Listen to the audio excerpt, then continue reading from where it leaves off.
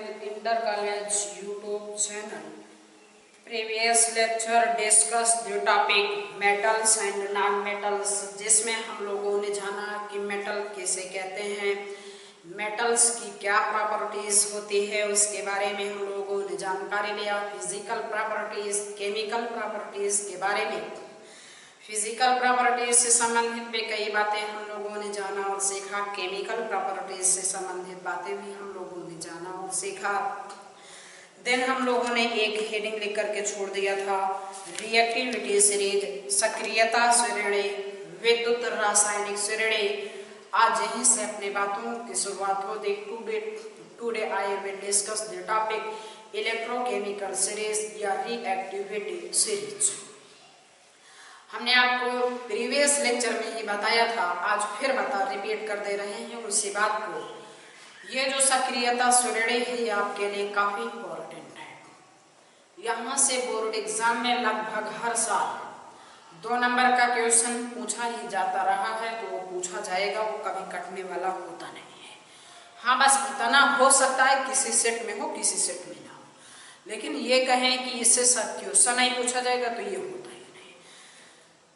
Paper जो होता है ना, उसमें कुछ फिक्स होता है, इतना क्वेश्चन उसे रख लिया जाता है, उसके बाद पेपर बनाया जाता है। आप ही जान लीजिए, अगर 20 नंबर की केमिस्ट्री है तो 10 नंबर तो खुला खुला होता है कि यही आएगा यही आएगा, 100% कॉन्फिडेंस के साथ। सिर्फ और सिर्फ 10 नंबर की जो बातें होती हैं उसमें से 5 नंबर का अंदाजा लग जाता है, सिर्फ और सिर्फ बचती है बातें 5 नंबर की। आप ही जान लीजिएगा सारा। अब आप समझिए कि सक्रियता श्रेणी कहते किसे हैं। समय आने पर आप लोगों को भी बातें बता दिया जाएगा, इतना पढ़ लो आपका काम हो जाएगा। सक्रियता श्रेणी किसे कहते हैं, बातें सुनिए।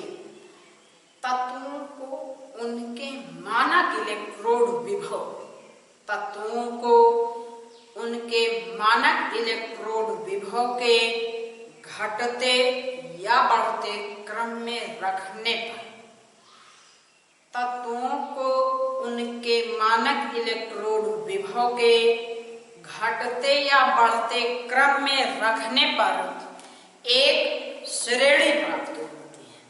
तत्वों को उनके मानक इलेक्ट्रोड विभव के घटते या बढ़ते क्रम में रखने पर एक श्रेणी प्राप्त होती है, जिसे सक्रियता श्रेणी या वैद्युत रासायनिक श्रेणी कहते हैं। लिखिएगा सबसे पहले डेफिनेशन इसकी। तत्वों को उनके मानक इलेक्ट्रोड विभव, तत्वों को उनके मानक इलेक्ट्रोड विभव के घटते या बढ़ते क्रम में रखने पर एक श्रेणी प्राप्त होती है, जिसे सक्रियता श्रेणी कहते हैं। एक श्रेणी प्राप्त होती है जिसे सक्रियता श्रेणी कहते हैं। अब उस सीरीज में कौन कौन से आते हैं आपके बुक में भी दिया गया है, आप बुक में भी देखना चाहेंगे तो देख लेंगे। मैं यहाँ आपको कुछ लिखा रहा हूँ सक्रियता श्रेणी से संबंधित, पर सीरीज से संबंधित, जो कि आपको याद रखना होगा। और याद रखना आपके लिए अति आवश्यक है। यदि आप याद नहीं रखते हैं तो समस्या आपको होगी, 2 नंबर आपका कटेगा, हमारा नहीं कटेगा। तो इसमें आता कौन कौन है, लिखिएगा। Lithium, potassium, sodium, lithium, potassium, sodium, aluminium, manganese, zinc, iron, cobalt, nickel. देखिए, दरअसल बात ये है ना, ये बहुत लंबी सीरीज होती है। आपके बुक में थोड़ा कम दिया गया है तो आपको थोड़ा कम पढ़ना है, इसीलिए थोड़ा सोचना पड़ता है। Lithium, potassium, sodium, calcium, lithium, potassium, sodium, calcium, magnesium, aluminium, manganese, zinc, iron, cadmium, cobalt, nickel, tin, lead, hydrogen के नीचे Cu जगह ना होने की वजह से यहाँ लिख रहा हूँ, इसी के जस्ट नीचे है CUHGAGPTAUF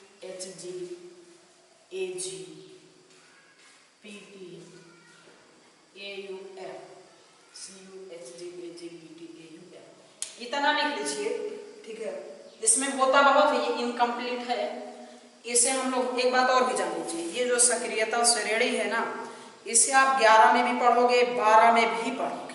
बात समझो, सक्रियता श्रेणी से संबंधित बातें 11 में भी आपको मिलेंगे, 12 में भी आपको मिलती हैं। ये सब बातें आप जानते रहिएगा, जो कि काफी हेल्पफुल होती हैं। यहाँ पर थोड़ा सा इसका कम है ना, 12 में थोड़ा सा ज्यादा हो जाता, इंटर में भी 2 नंबर का पूछा जाता, हाई स्कूल में 2 नंबर का, इंटर में भी 2 नंबर का पूछा जाता। बस बात इतने से है कि यहाँ थोड़ा सा कम पढ़ते हैं, इंटर में थोड़ा सा ज्यादा पढ़ते हैं। बात समझ पा रहे हैं? तो ये तो एक बातें हुई। इससे अब आपको याद रखना होगा कौन कौन से इसमें इतना आपको दिया गया है। Lithium, potassium, sodium, calcium, magnesium, aluminium, manganese, zinc, iron, hydrogen के नीचे copper, mercury, silver, platinum, gold, fluorine. अब आप समझो, सक्रियता श्रेणी में ऊपर से नीचे जाने पर अपचायक क्षमता का मान घटता है। ये सब बातें सुनते रहिएगा। सक्रियता श्रेणी में ऊपर से नीचे जाने पर अपचायक क्षमता का मान घटता है, जबकि ऑक्सीकारक क्षमता का मान बढ़ता है। सुन लीजिए एक बार फिर से, क्योंकि अभी क्वेश्चन बनाएंगे। सक्रियता श्रेणी में ऊपर से नीचे जाने पर अपचायक क्षमता का मान घटता है, जबकि ऑक्सीकारक क्षमता का मान बढ़ता है। ठीक है। अब इसमें आपको बताना है कि इस सक्रियता श्रेणी में प्रबल अपचायक कौन होगा। इस सक्रियता श्रेणी में प्रबल अपचायक कौन होगा? तो कौन होगा? लिथियम होगा। क्यों होगा? सबसे टॉप पे है। जैसे जैसे आप नीचे जाओगे अपचायक क्षमता घटती जाएगी। इसके अलावा बात है कि इस पूरी सक्रियता श्रेणी में प्रबल ऑक्सीकारक कौन होगा? तो प्रबल ऑक्सीकारक कौन होगा? F होगा, क्योंकि हम लोगों ने जाना कि ऊपर से नीचे जाने पर ऑक्सीकारक क्षमता का मान बढ़ता है। F क्या होगा? प्रबल ऑक्सीकारक होगा। पॉइंट बना के लिखिए, कुछ बातें इसमें जो पॉइंट बना कर लिख लीजिए। लिखिए, सक्रियता श्रेणी में ऊपर से नीचे जाने पर, सक्रियता श्रेणी में ऊपर से नीचे जाने पर अपचायक क्षमता का मान घटता है। अपचायक क्षमता का मान घटता है, जबकि ऑक्सीकारक क्षमता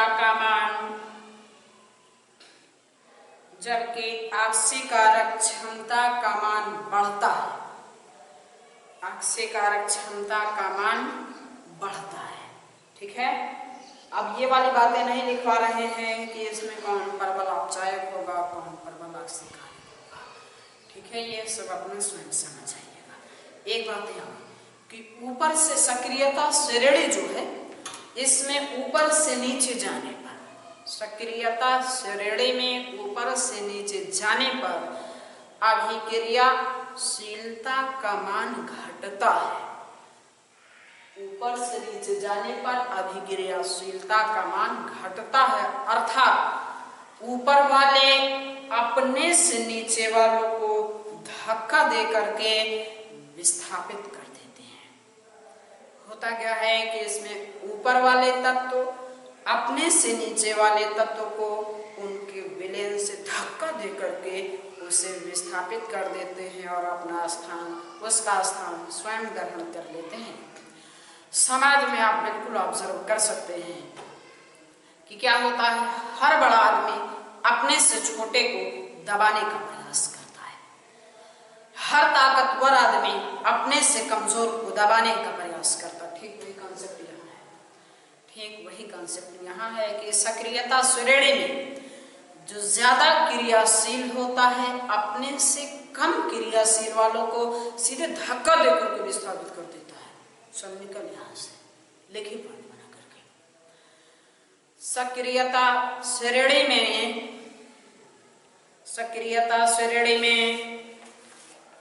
ऊपर से नीचे जाने पर, सक्रियता श्रेणी में ऊपर से नीचे जाने पर धातुओं की क्रियाशीलता का मान घटता है। धातुओं की क्रियाशीलता का मान घटता है।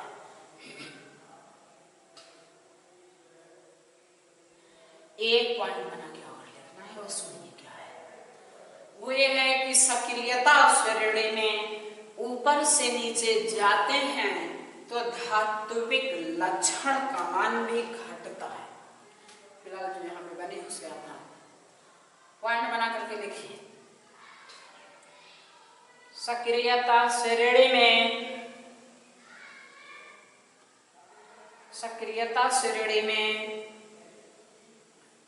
ऊपर से नीचे जाने पर, सक्रियता श्रेणी में ऊपर से नीचे जाने पर अभी धात्विक लक्षण का मान घटता है। ऊपर से नीचे जाने पर धात्विक लक्षण का मान घटता है। ये तो बातें हो गई। अब बात क्या होती है, डिफरेंट प्रकार के स्ट्रक्चर होते हैं, उनका फॉर्मेशन कैसे होता है। हाई स्कूल में संरचना बनाने वाली बातें भी पूछी जाती है, जिसके बारे में आपको जानना काफी जरूरी है। तो जिसके लिए आप लोग अब बंध के बारे में जानकारी लेना है। बंध की अगर बात किया जाए, देखिए संरचना बनाना है, संरचना बनाने से संबंधित पहले कुछ जानकारी हम लोगों को लेना होगा, जिसमें सबसे पहले हम लोग जानेंगे आयनिक बांडों के बारे में। 3 बांड पढ़ना है, 3 नहीं आपको 2 ही पढ़ाएंगे। 11th में 3 पढ़ाते हैं, आपको 2 ही पढ़ाएंगे, काम हो जाएगा। तो इसमें होता क्या है, एक तो आयनिक बंध होता है, एक सहसंयोजक और एक उपसहसंयोजक। इच्छाएं रही तो उपसहसंयोजक से संबंधित छोटी जानकारी आपको दे दी जाएगी, जिसके लिए आप लोग सबसे पहले हेडिंग लिखिएगा आयनिक बंध।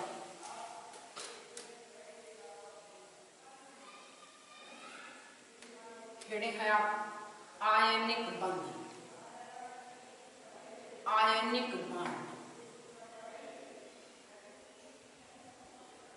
ये सब बंध जानना आपके लिए जरूरी होगा, ये जानते रहिएगा, क्योंकि इंटर में जाने के बाद 11th में जाने के बाद बहुत डिटेल इसके बारे में जानकारी लेना पड़ता है। और संरचना अगर बनाना नहीं आता है तो ये समझ जाइए केमिस्ट्री की काफ़ी कुछ चीज़ें आपको समझ ही नहीं आएगा, या बहुत एक्यूरेसी के साथ आप कर ही नहीं पाओगे। तो इससे जानना अति आवश्यक होता है, जिसके लिए सबसे पहले हम लोग बंध को जानेंगे। बंध को जानने से पहले बातें सुनिए। जैसे 2 वैज्ञानिक थे, एक लुईस और कासल। लुईस और कासल ने बताया कि तत्व क्या होते हैं और बंध का निर्माण करते हैं। क्यों करते हैं? अस्थायी होने के लिए करते हैं। कोई भी तत्व होते हैं वो किसका निर्माण करते हैं? बंध का निर्माण करते हैं। बंध का निर्माण किस लिए करते हैं? अस्थायी होने के लिए करते हैं। कोई तत्व अस्थायी कब होता है? जब उसके बाहरी कोश में 8 इलेक्ट्रॉन हो जाते हैं। 8 इलेक्ट्रॉन नहीं होंगे तो क्या करेगा? अस्थायी होने का प्रयास करेगा, जिसकी वजह से बंध बनाएगा। ऐसा किसने बताया? लुईस और कासल ने बताया कि उसके बाहरी कोश में यदि किसी तत्व के बाहरी कोश में 8 इलेक्ट्रॉन होते हैं तो वो क्या होगा? अस्थायी हो जाएगा। जिसमें क्या बातें थी? यदि पहले वर्ग का तत्व होगा तो उसके बाहरी कोश में 2 इलेक्ट्रॉन होंगे तो ही वो अस्थायी हो जाएगा। ये बातें थी। अब बात ये थी जो एक बात है, जैसे अगर यहाँ से पॉइंट उठाया जाए, कई पॉइंट उठाए जा सकते हैं, मैं आपको एक उठा के एक्सप्लेन कर दे रहा हूँ। क्वेश्चन ये राइज होता है कि लुईस और कासल ने क्यों ऐसा कहा कि 8 इलेक्ट्रॉन होगा तभी अस्थायी होगा? बात समझो। लुईस और कासल ने कहा कि अगर 8 इलेक्ट्रॉन होगा तो ही अस्थायी होगा, अन्यथा अस्थायी नहीं होगा। तो ऐसा इन्होंने क्यों कहा? क्या 8 से ज्यादा नहीं कह सकते थे? कह देते 10 इलेक्ट्रॉन हो जाए, 6 इलेक्ट्रॉन हो जाए, 5 हो जाए, 4 हो जाए, तो वो कैसे होंगे? अस्थायी होंगे। अर्थात इन्होंने 8 ही इलेक्ट्रॉन क्यों फोकस किया? इसके पीछे कुछ ना कुछ रीजन तो रहा होगा ना, क्योंकि वैज्ञानिक है, वैज्ञानिक वगैरह लॉजिक की बात ही नहीं करते। उसी लॉजिक को हम लोगों को समझना है। समझने के लिए आपको कहाँ चलना होगा? पीरियोडिक टेबल, आवर्त सारणी में चलना होगा। आवर्त सारणी के बारे में डिटेल जानकारी क्लास 9 से ही लेते चले आए हैं हम लोग। अगर आपको नहीं याद है आवर्त सारणी तो उसके लिए पूरी तरीके से आप ही जिम्मेदार हैं। और फिर मैं कह रहा हूँ आज कि आवर्त सारणी को और नाम सूत्र संयोजकता को कभी इग्नोर मत करना। समय समय पे उसे रिपीट करते रहिएगा। जब तक केमिस्ट्री पढ़ोगे तब तक आपको यूजफुल होगा। तो ये तो बातें हैं। तो उसमें क्यों कहा 8? अब आइए इलेक्ट्रॉनिक उसमें आवर्त सारणी पीरियोडिक टेबल में। तो आवर्त सारणी की अगर बात किया जाए तो इसमें 17वें वर्ग में आओ, 17वें नहीं 18वें वर्ग में आओ।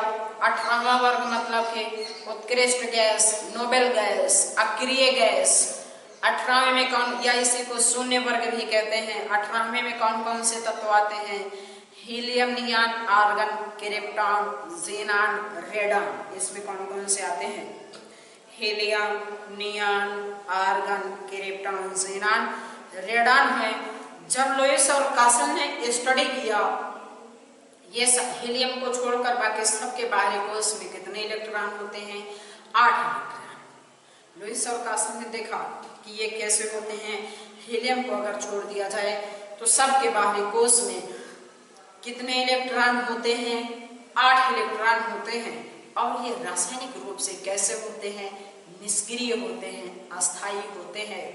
इसीलिए इन्होंने कहा, इसीलिए लुईस और कासल ने कहा कि कोई अस्थायी तभी होगा कि जब उसके बाह्य कोश में 8 इलेक्ट्रॉन होंगे। ये लॉजिक इन्होंने कहाँ से लिया था?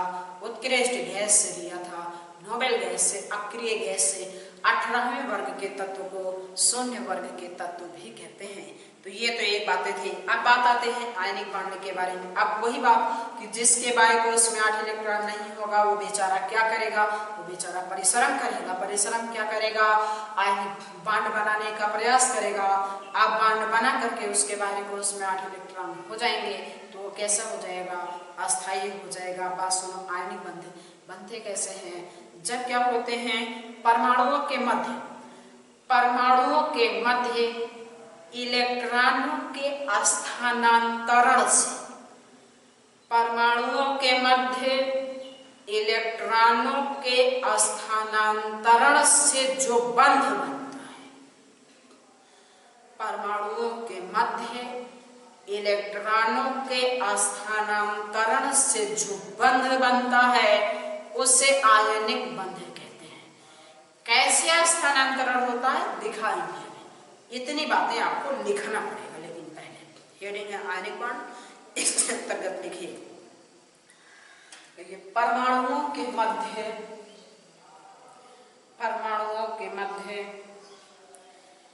इलेक्ट्रॉनों के स्थानांतरण से, परमाणुओं के मध्य इलेक्ट्रॉनों के स्थानांतरण से, इलेक्ट्रॉनों के स्थानांतरण से जो बंध बनता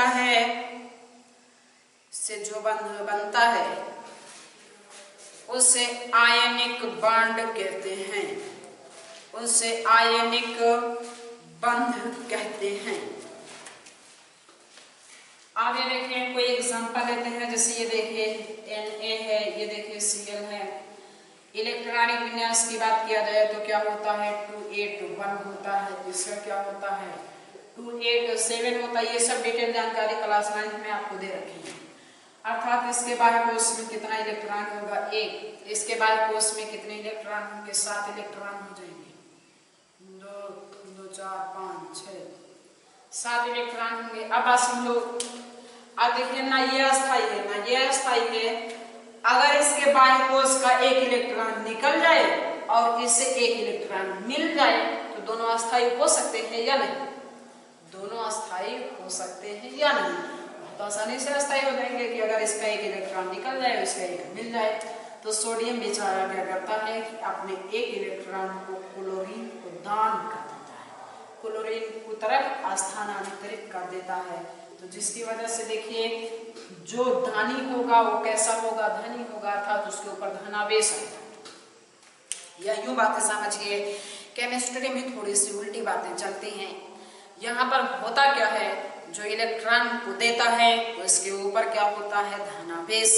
जितने इलेक्ट्रॉन की कमी होगी उतना धनावेश, और कोई जितना इलेक्ट्रॉन लेगा उसके ऊपर उतना ही क्या होता है, ऋणावेश होता है। तो अब ये देखिए इलेक्ट्रॉन एक गया है ना, एक इलेक्ट्रॉन गया तो सोडियम पर क्या आएगा, एक धनावेश। Cl ने एक इलेक्ट्रॉन लिया तो उसके पास क्या होगा, एक ऋणावेश। बाह्य कोश वाला एक इलेक्ट्रॉन निकल गया तो इलेक्ट्रॉनिक विन्यास क्या हो गया, 2 इसने एक इलेक्ट्रॉन को ग्रहण कर लिया तो इसका इलेक्ट्रॉनिक विन्यास क्या हो गया, 288। जो इलेक्ट्रॉन को देगा उसके ऊपर धनावेश और जो लेगा उसके ऊपर क्या होगा, ऋणावेश होगा। जो देगा उसके ऊपर धनावेश होगा और जो लेगा उसके ऊपर क्या होगा, ऋणावेश होगा। तो ये क्या होते हैं, एक दूसरे से परबल स्थिर वैद्युत आकर्षण बलों के द्वारा बंधे होते हैं। ये जो भी आयनिक बांड में चार्ज डेवलपमेंट होता है ये एक दूसरे से परबल स्थिर वैद्युत आकर्षण, ये एक दूसरे से किसके द्वारा, परबल स्थिर वैद्युत आकर्षण बलों के द्वारा जुड़े होते हैं। किसके द्वारा जुड़े होंगे, परबल स्थिर वैद्युत आकर्षण बलों के द्वारा जुड़े होते हैं। तो ये तो पूरी कहानी थी, इसे नोट करिए। अभी इसकी कहानी और बताते हैं। कहानी इसकी बहुत लंबी है, इसे नोट कर लीजिएगा।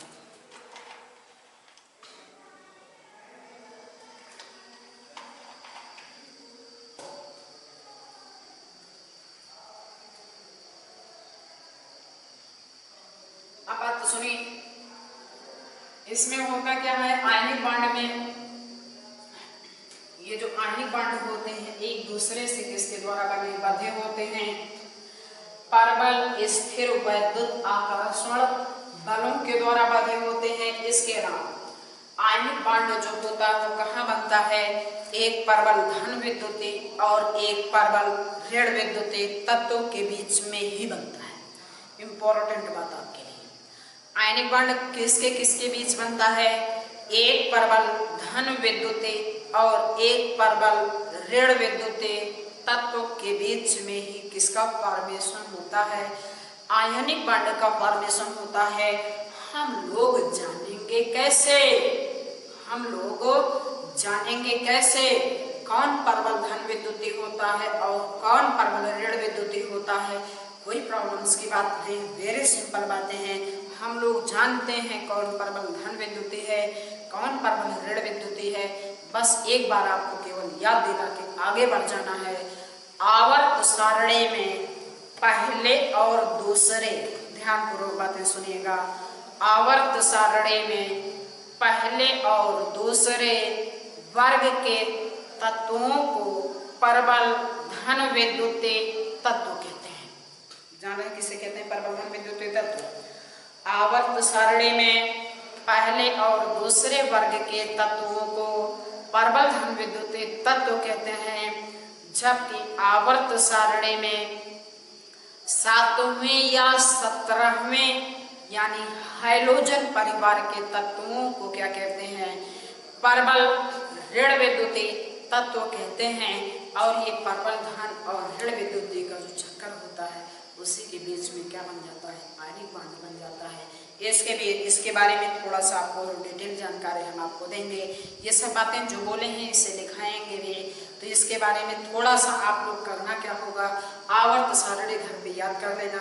इससे संबंधित क्वेश्चन क्या पूछे जाते हैं और भी जानकारी क्या है वो सब हम आपको डिटेल जानकारी देंगे। लेकिन आज के इस वीडियो लेक्चर में यहीं पे अपने बातों की समाप्ति करते हैं। बाकी मिलते हैं नेक्स्ट वीडियो लेक्चर में। Thank you for watching this video.